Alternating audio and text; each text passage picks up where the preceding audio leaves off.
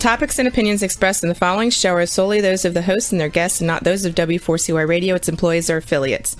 We make no recommendations or endorsements for radio show programs, services, or products mentioned on air or on our web. No liability, explicit or implied, shall be extended to W4CY Radio or its employees or affiliates.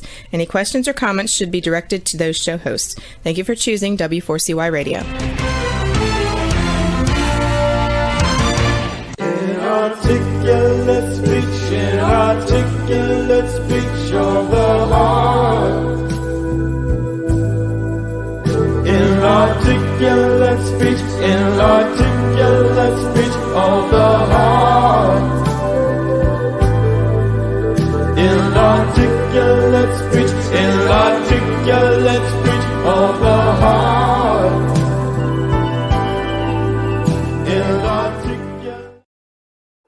Hello and welcome to It's Your Voice, the show that hosts enriching conversations in diversity.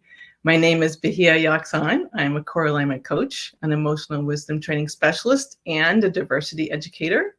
To learn about my unique approach to diversity and creating belonging and through coaching and trainings, you can find samples of my courses by going to my website, .wordpress.com. And I just want to thank the people who helped me set up the studio, Heather and Whitney. I'm traveling through, and that's why I'm in a different environment. And they've been the kindest hosts. And you might hear a church bell ring during this show, just out the window.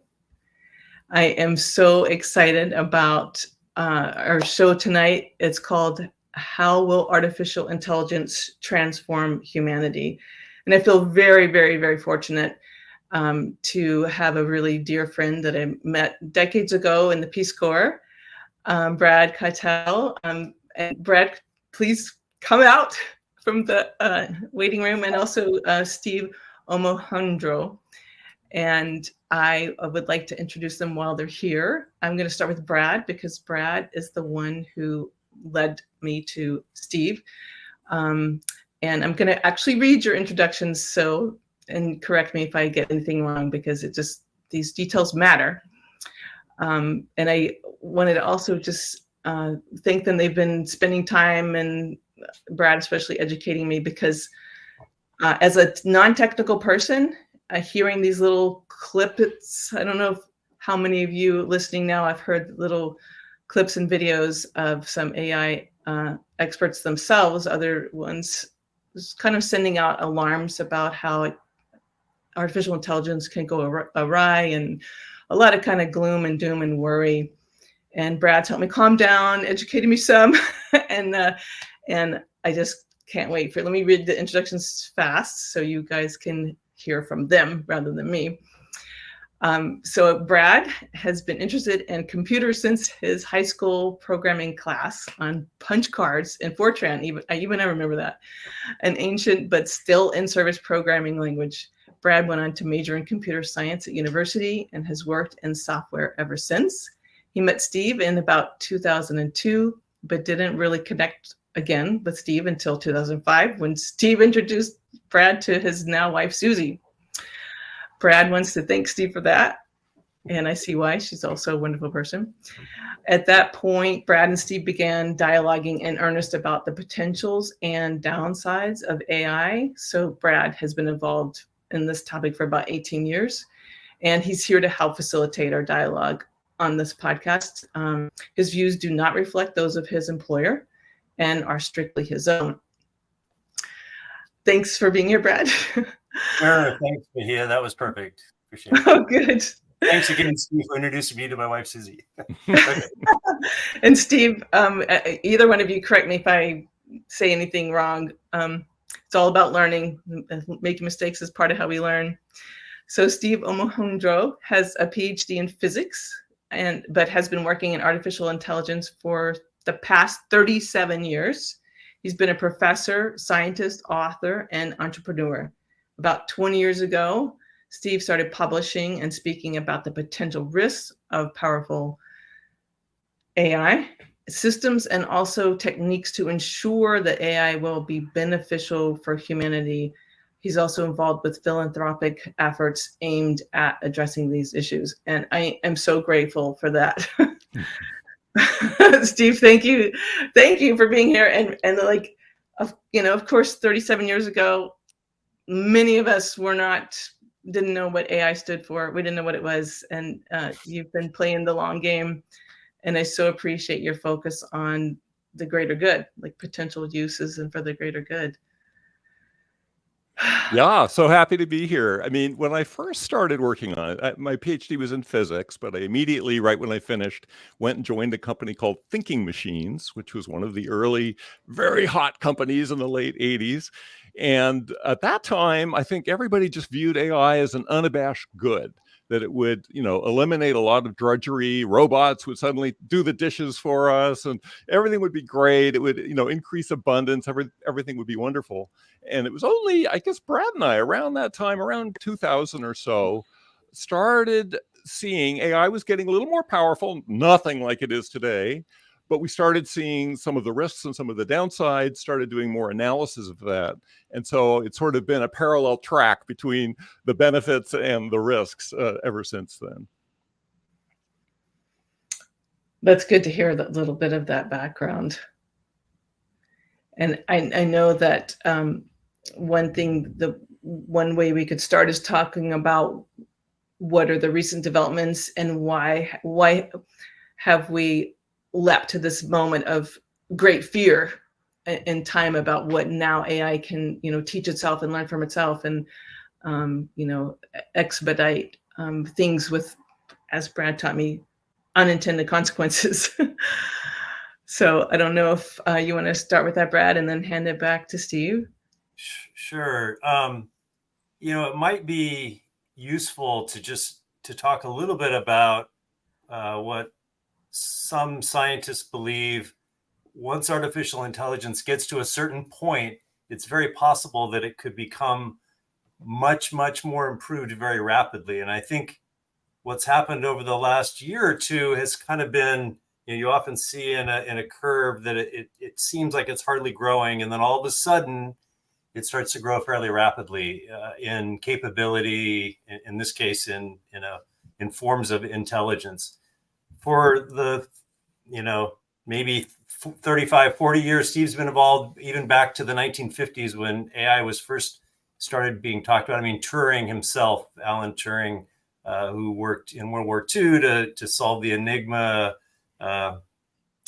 codes against the Nazi Germany, first posited that computers eventually would get to the point where they could be as smart as humans. And I think we're at that elbow in the curve where all of a sudden now AI is gaining very rapidly in capabilities.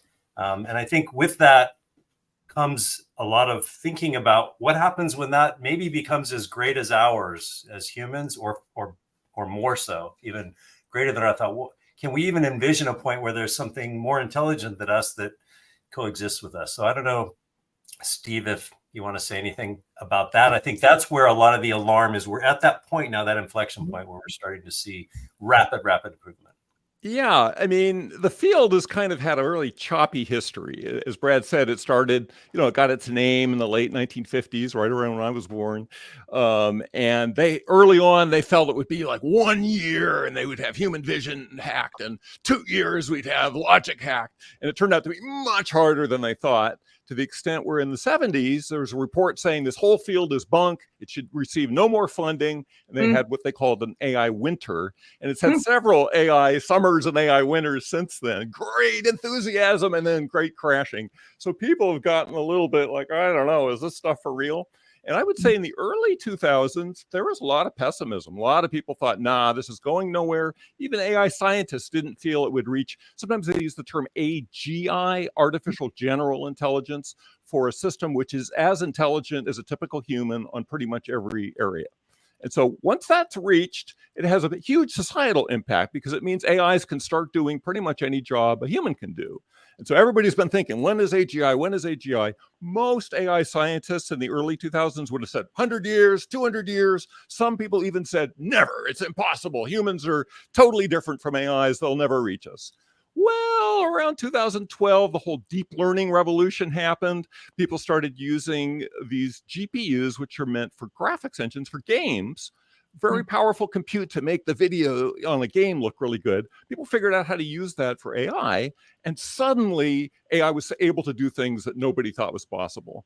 And then in 2017, this new structure called a transformer came out, and that has just eaten up all the rest of AI. The large language models, one that many people have heard of is ChatGPT, is based on this transformer model, and it can talk to you and you can go use it. I think it's still available for free to check it out. And I would recommend anybody interested in this area, talk to ChatGPT for a bit and see what you think. It converses on a very human level, and it's based on this transformer architecture. And that transformer, every year since then, 2017 was invented. Every year since then, it's just gotten more and more and more powerful. And now we're in an arms race dynamic where every company, Microsoft and Google and OpenAI, they all want to make their systems better, faster than the other guy. And that, Google was threatened earlier this year that their whole search engine capability would be usurped by Microsoft's Bing because it had this new technology. And so they're all racing left and right. China and the US, they're racing left and right. Every military on the planet wants to incorporate this. So we're in a kind of a frenzy right now that, as Brad was saying, the technology is zooming up on an exponential curve, but also the society and its integration of it is on a kind of growing curve. And so it feels like something dramatic could happen in the near future. Current estimates for AGI are somewhere, 3 years to 10 years, something like that. And if that's true, we're in for a world of change in the next decade or so. Before we go on to that potential world of change, one of the questions someone asked me to ask is are AGI, would they be like sentient beings, like have a self-awareness and or be able to feel and perceive? Like, can you say a little bit more of what AGI will be able to do? And you want to take that one, Brad? Well, that's an interesting question. I think, we sort of get philosophical at that point. Does consciousness arise because our brains are able to process inputs and maybe create language and then communicate about those inputs, whether it's what you see or hear or feel? I would say probably most computer scientists wouldn't want to speculate on whether that means consciousness, but I think certainly an AGI, an artificial general intelligence, will be able to be indistinguishable in a lot of ways from the kinds of things that a human would do. We would expect that if they're as intelligent as us, again, we're getting in philosophical terms when we talk about identity, but I would imagine that they would have, there's a famous test that Alan Turing, again, World War II Alan Turing, famous British computer scientist, proposed. He said, if you could communicate through some, typewriter that would appear on a screen, and a human can't tell the difference between what the computer types, they can ask it as many questions as they want, or what the human types, then it's passed the Turing test, they say. That was kind of one of the early tests for an artificial intelligence. Certainly, ChatGPT, I think everyone would agree, probably would be considered to have passed the Turing test at this point. So in some sense, we've accomplished what Turing had envisioned. Now, can we have, cyborgs or something that looks like, skin and a human talking? Yeah, we're not quite there yet. Whether that's important or not for intelligence or consciousness, I don't know. Certainly we can ask an AGI if it has consciousness. And depending on what its goals are, it may or may not tell you that it does. I think current ChatGPT would answer that in the negative, but that's because they've trained it that way. Right. I don't They're know, trying to keep it from being a little too excessive. An early version that was in Bing, Microsoft's Bing, was famous for having kind of gone off the rails on a number of things, where it tried to convince somebody to leave their wife because he really should be in love with Bing, and somebody else was a threat to Bing and he was going to destroy them. And suddenly these big corporations said, "Oh my God, we better rein these things in." Brad and I are in an AI reading group, and a paper we just read last night gave personality tests to a number of these large language models, and it found that they have very consistent personalities, and that by changing the prompts that you give them, you can have them act as very human-like with every one of the different personalities, something called the Big Five that psychologists look at. And these models are capable of mimicking them all. Wow. Well, let's go to the negative possibilities first, and then pave the way towards some of the your years of development input.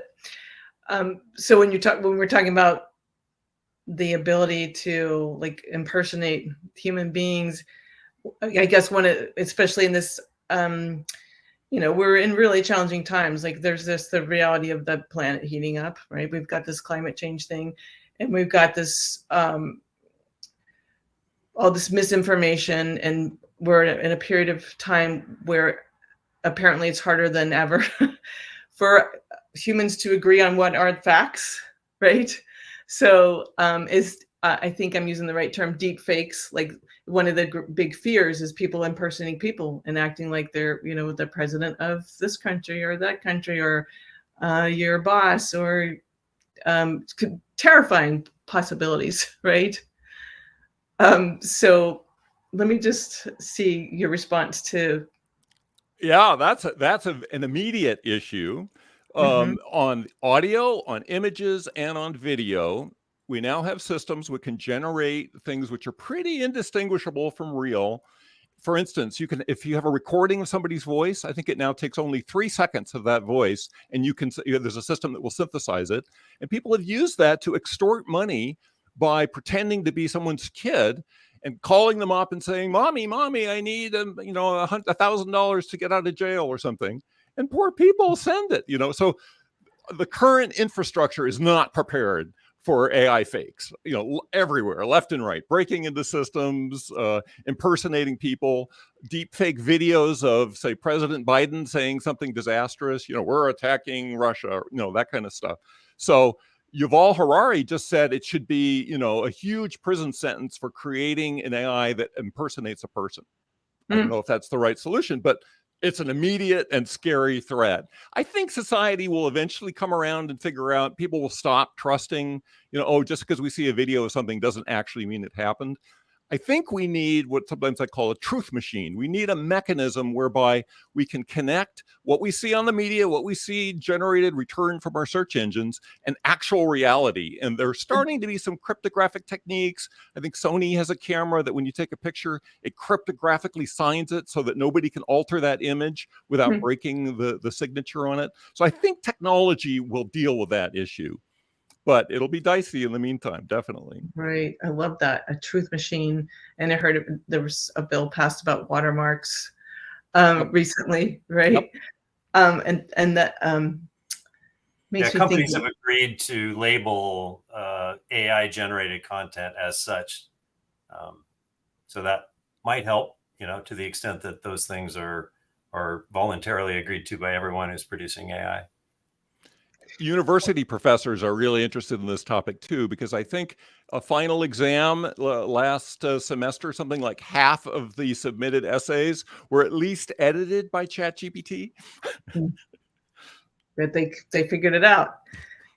It's really interesting. It makes me think of Brad, I wanted to ask you, because it was very helpful to me to think about just remind us of some phases in history we've gone through where we were at this kind of moment where we could be terrified about what could happen if humanity didn't put in some kind of guardrails.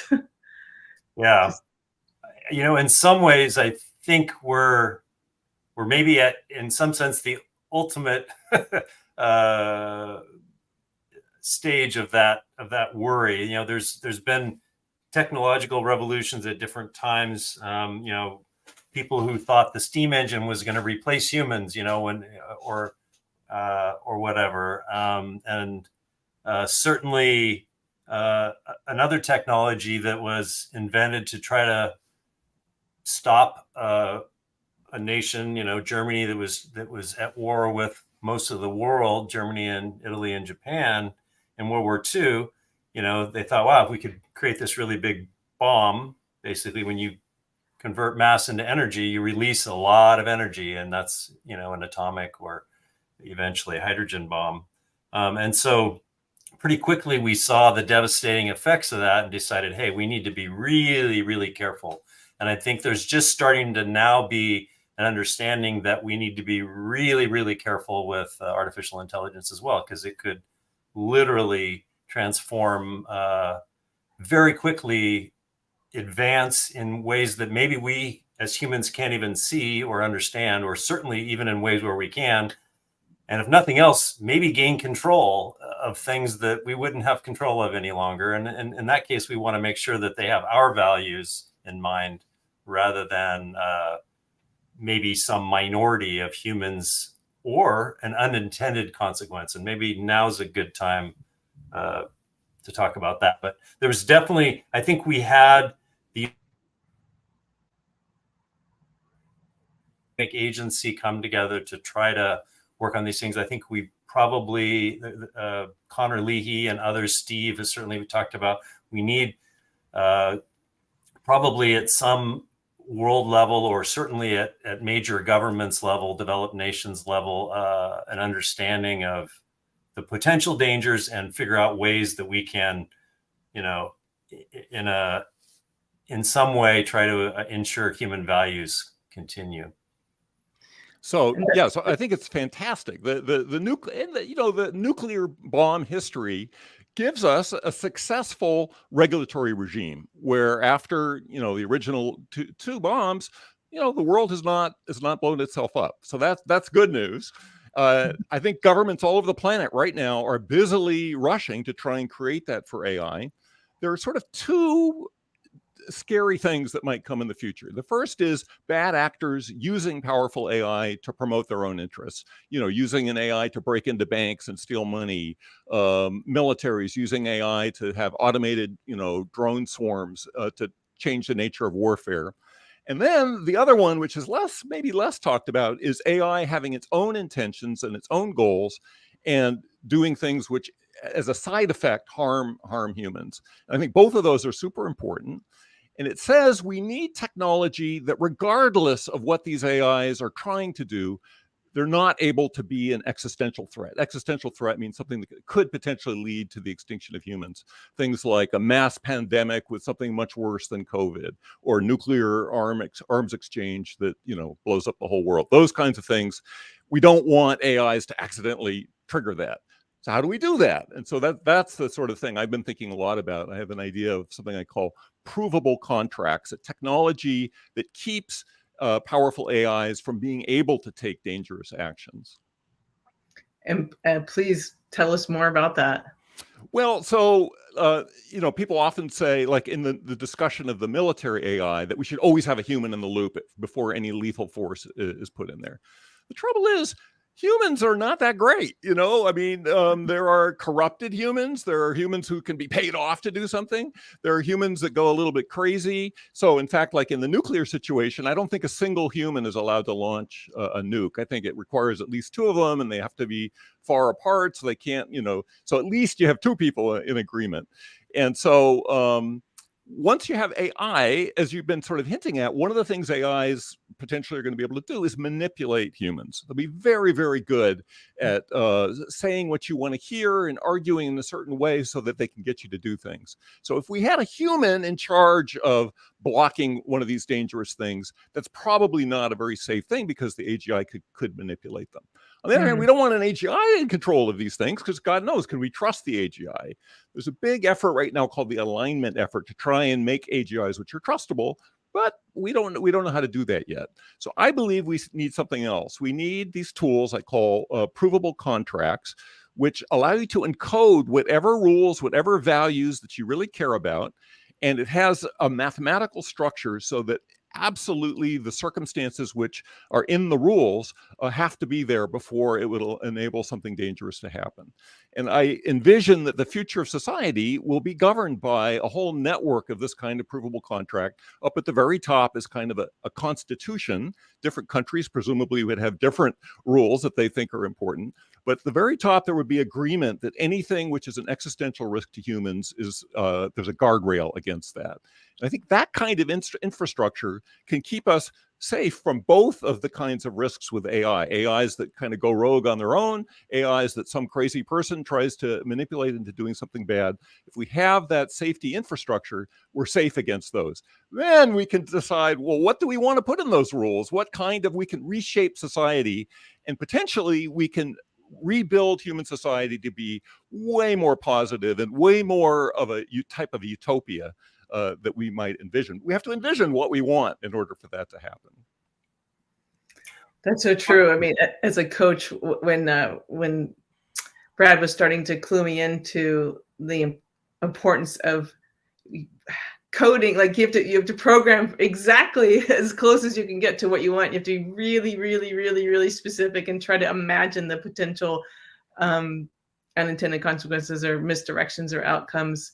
And that is really interesting to think about, and totally agree. We need to envision what we want. And the more we do that, the more likely it is to happen, right? The more we can influence it.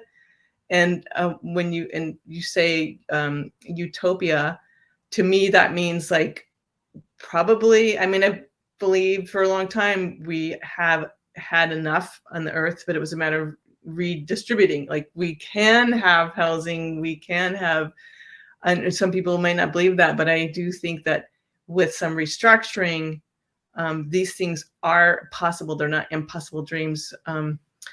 But it's interesting. And I guess I want to hear more about the idea of, again, I think about analogies like the United Nations being a place where governments across the globe can get together and start negotiating. But I don't know how much, how do you see this moving forward? Like maybe there has already been a lot of collective thinking and I'm just not aware of. Like, how does this? Well, there are many, many groups thinking about these issues. In some sense, they are the leading issues for humanity at the moment. You mentioned the UN. UN has something like 17 top priorities, things like climate change and so on. Every single one of those potentially could be solved by powerful AI. So all the problems that most of humanity is dealing with right now is potentially solvable. Incredible abundance for everyone. Stop climate change by subtle adjustments, careful modeling of climate, all that kind of thing. AI, it has such amazing positive potential if we can avoid the risks and dangers. And so these groups, unfortunately, are all working on their own little directions. All the AI companies, many of them, I think OpenAI just said they're going to devote 20% of their compute resources to doing what they call super alignment, which is trying to make powerful AIs aligned with human values so that they do the right thing. All the other companies, Google, Microsoft, Facebook, all have huge AI ethics and AI safety groups. And so there's a lot of effort going there. It's not quite to the point, I think, where it can create an organized societal global response to the situation. So I think there's going to have to be some changes. And what that looks like, I think your audience has a potential to make a big difference for. I mean, I think this moment in history, we were talking a little bit earlier, is the greatest opportunity in human history for a single individual to change the course of human history. Because a good idea, a good vision, a good picture about what might be can cause that to be created. And we're at a point where we can have radically different futures depending on what we do in the next few years. Yeah. And I did want to return to this point about like constitution. Like if we have, let's say we could wave a magic wand and have a world constitution that had a human values at its core. And people might say, well, we have a US constitution, but still, maybe there were bad actors that, invaded the Capitol or that did some other crime or whatever, even though we have a constitution that says people should be free, have freedom of liberty and of life. So how does that change? And I think the interesting piece about Steve's work with provability and provable contracts is that one of the ways unintended consequences can be tricky is also one of the ways in which we can actually have some control. So when Steve says provable, mathematically provable, the kind of the good and the bad of an artificial intelligence is that it's sort of hyper rational. By hyper rational, I mean that it doesn't really have a choice to not sort of do how it's programmed. It's a little different with humans, which have a lot of different sort of subsystems in them. With an AI, there could be subsystems as well, but there can be some constraints that it would have to follow. And so I think that's the ray of hope that we have, that assuming humanity can decide what we want, that we can actually, in some ways, have some guardrails there. So anyway, so I wanted to return to that a little bit. And yeah, I think the potential is so great. That's why all these companies and governments are racing at this point, is because the potential for good is also there. So we have to weigh that. And I think that's where your listeners can, start having dialogues in their communities and with their representatives, so that we can have more and more dialogues like this, where people begin to understand both the positive potential and also the need for caution. There is often a critique of the United Nations is that it moves very slowly and has very sort of little impact in small ways because it has to kind of get large agreement. I think in some ways, if we can create an artificial general or super intelligence that has a similar dampening effect, it's going to be very positive regardless. And maybe we need to take our time to make sure that it includes, the vast majority of humans' needs and wants. One of the things I think is a potential big positive for AI is today, how do we aggregate the values and opinions and desires of a society or even of the whole world? Well, in the United States, at least, we use voting. But our votes are, we vote once every couple of years, something like that. And we have a slate with like 3 propositions. You pick one of those and maybe 5 people and you pick one of those. That's it. That's your expression of the wholeness of what you want for this world. Really, we really should have a system where you can say everything in detail, the fullness of what you care about, and have a way of aggregating that for the entire population and figuring out this population really cares about education. We're going to put resources there. This population cares about eliminating poverty. We're going to put resources there. And so I think AI can enable that. If we can build trustable AI that we really know it's doing what we think it is, we can build a new level of voting, a kind of semantic voting that aggregates the needs of a population much, much more finely than we do today. And it could do it in real time. It could be instant instead of, we meet every 6 months and figure out what to do then. Well, no, every night, people say what's working, what's not working, and the society adjusts to that. So the potential is there for an entirely new political regime that meets the needs of the citizens much better than anything today. That is really interesting. I really appreciate your pointing out how limited the expression of our interest is in the current infrastructure, and how great it would be to be able to say so much more than that's the candidate that I really hope will represent the most important views to me.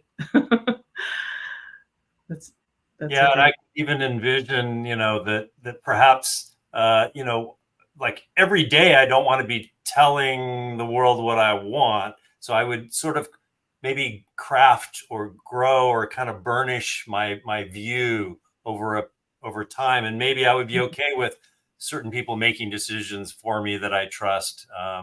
And I think in some ways the fourth estate, media and journalism, a responsible journalism is one where there's a kind of a watchdog that's sort of watching how, so to expose what's going on. And I think, as Steve's talking about, we could have, exposure for all of it. Everything could be trustable, and we could have it, out in the open. It wouldn't have to be a secret. Now, of course, yeah. So So I think that there's really interesting ways in which you could have your own viewpoints sort of honed over time, and then you sort of trust that it can represent you because it is something that you can tweak and change at any time, but not that you would have to every day necessarily, but you might want to. If something all of a sudden came to a head, there was a conflict somewhere and you wanted to weigh in, then you could, for sure.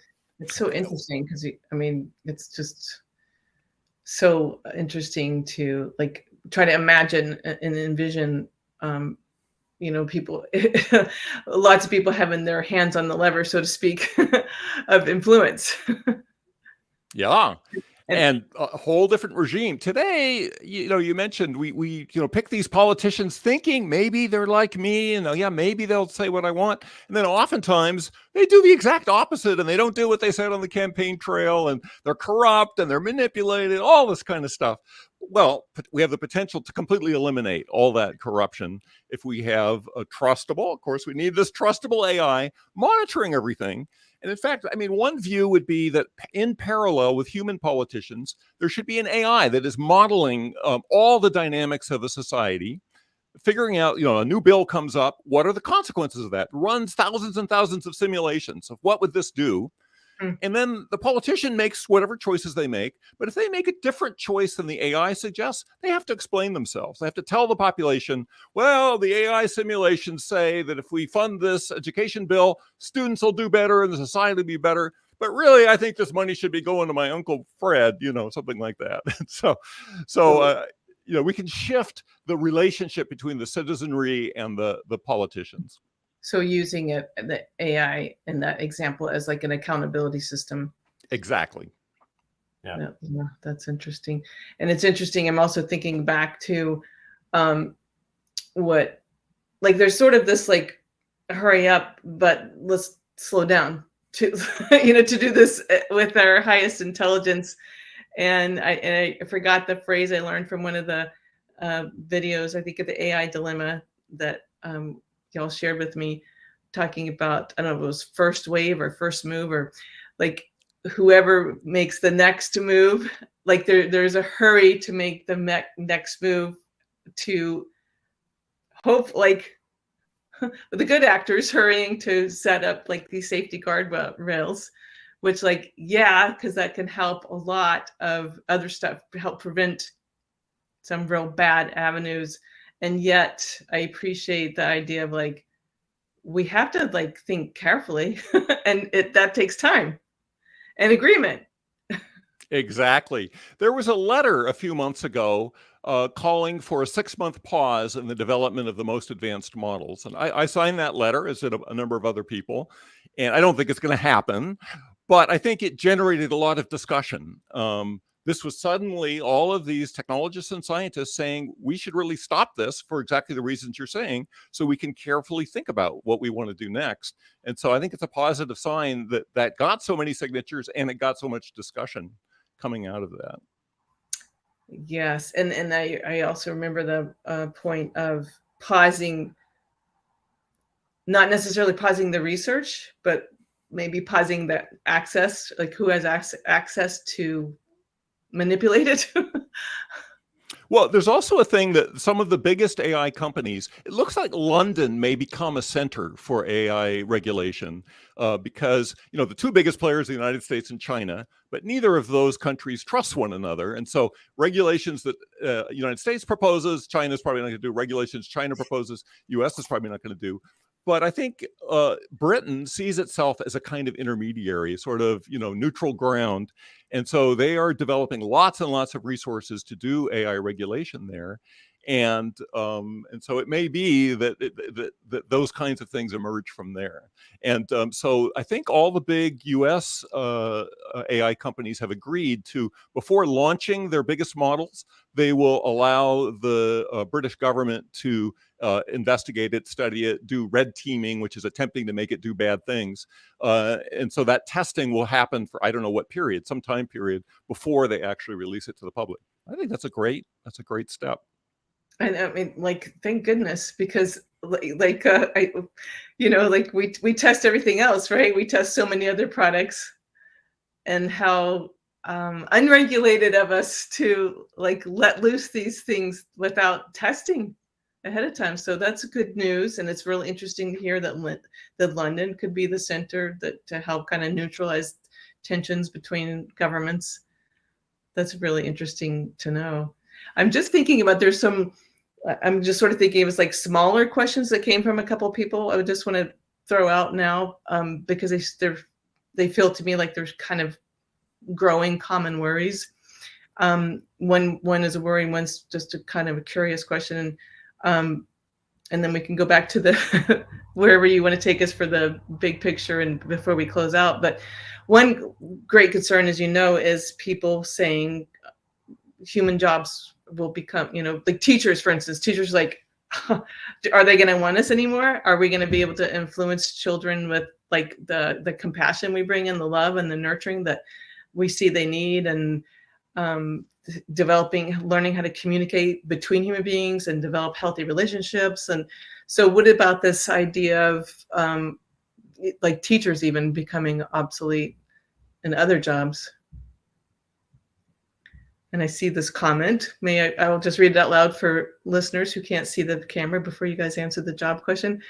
Andrea Zapaka, sorry, I'm not sure I'm pronouncing your last name correctly, but I appreciate your writing. Inspiring conversation, bringing in the big picture is so important. Thank you for raising awareness and opening the doors to positive action-oriented outcomes. I appreciate this sharing. Thank you so much. It's really good to hear. Yeah, I think education and compassionate relationship with others will probably take a little while to develop, right? It's not going to, I think in a chat-based exchange, it could happen fairly soon, or maybe is already happening.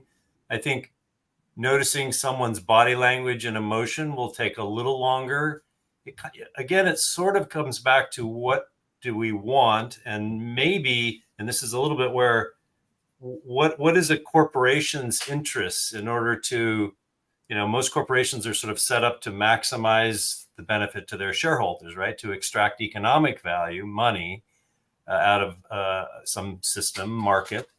So how does that play? Where does compassion and healthcare and other things that are a little more nuanced around who's benefiting and how come out of that? So I think it'll be tricky to build these things. Steve mentioned this idea that they're kind of one of the nightmare scenarios is that AI practices on itself at persuasion, at trying to persuade people to do things. And once you get a really good one, you can persuade maybe people who aren't quite as aware of what's going on to do things that they normally wouldn't do.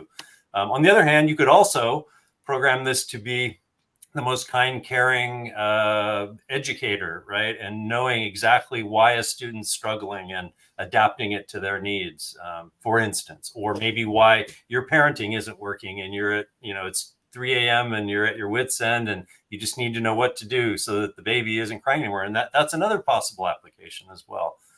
So these are, Yeah, I mean, I totally agree. I think the use for education will be enormous because these systems will be able to be personalized to the student.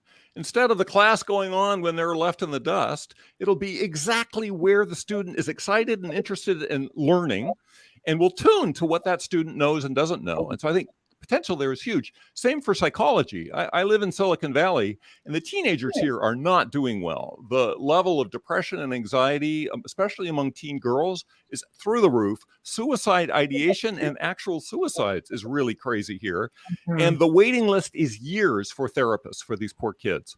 And so having just even an app which could help with dealing with psychological issues, I think would be a tremendous boon. So that's the good side of the AI, is sort of taking over some of these things, that they'll do jobs that we just don't have enough people for. The other side is, it's going to replace many, many, many jobs, and we're going to have to redesign society to deal with that.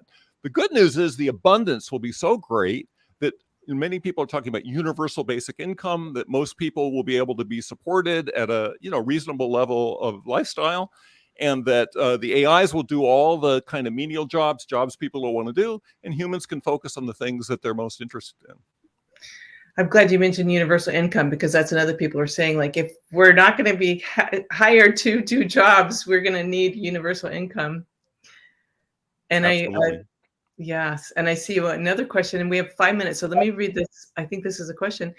Andrea, thank you for, again, your comment. I am curious about how you imagine originality of literature, research, writing, and how it influences what kind of content, and how will people consume in the future, and how authenticity transforms. Great question. Already we're seeing ChatGPT sort of being creative and hallucinating certain things and kind of filling in where we really know. And I think that gets back to this trustable question. I think we're going to have more work in that area. And then I guess there's kind of behind that question, there's also a similar one to the consciousness question. What does it really mean? And is there, how does creativity arise in humans? And is that something that we want in an artificial form of thinking? Steve, I'm sure you have. Yeah, I have mixed feelings. I mean, it's empowering artists in an amazing way. Now individuals can create movies that are not quite as good, but almost as good as Hollywood. So that's going to have a flowering of movies. There was a few years ago, there was a website somebody created that automatically generated Irish jigs every time you went to the website. The first few times I went, I went, oh, this is kind of cool. New music. Nobody's ever heard this before. But then it's like, nobody wrote this music. This is sort of music that sort of emerged, you know, there's no soul behind it. So I really didn't want to listen to it. So I'm not that big of a fan of AI generated art. I mean, I think it's cool, it's useful, but somehow it doesn't meet my needs for what art is. I like that. I really appreciate that, because I just really, I like the humanness of human beings. I do feel like even experimenting with ChatGPT, my son, or GP, whatever it is, my son has me experimenting with it, and I feel like, okay, I know it's artificial intelligence, but I see a lack of human. I see a lack of a real person in it. And I'm seeing we only have 3 minutes left, and I want to make sure you each get a closing thought. And I think I'll share mine, because mine will be a lot less significant than yours first, and then we'll maybe go to Brad and then to Steve before I thank everyone. But I again, something that I got from the AI dilemma video was the concept, and I'm sorry, I can't remember which one of the men shared it, that we could possibly consider one of the greatest threats to national security being loneliness, because some of these things are designed, I don't know if they're, good actors or bad actors, but a consequence is AI learning how to get to really, really, really, really intimate with you, and having it like more accessible all the time, maybe on a phone or some device, and to think about different vulnerable people, whether they're really young or really lonely, any age, or elderly, sort of kind of getting sucked in and taken down these pathways that can lead to really bad decisions. And so I just wanted to share with listeners and viewers, like, let's keep connecting with it. Let's do everything we can to counter being alone. I mean, being alone can be great solitude, but like when you feel lonely, find old friends, make new friends. I just really want to say that out loud. Let's not stop communicating as human beings. I think it's a really important time to stay in touch with other people also. Brad?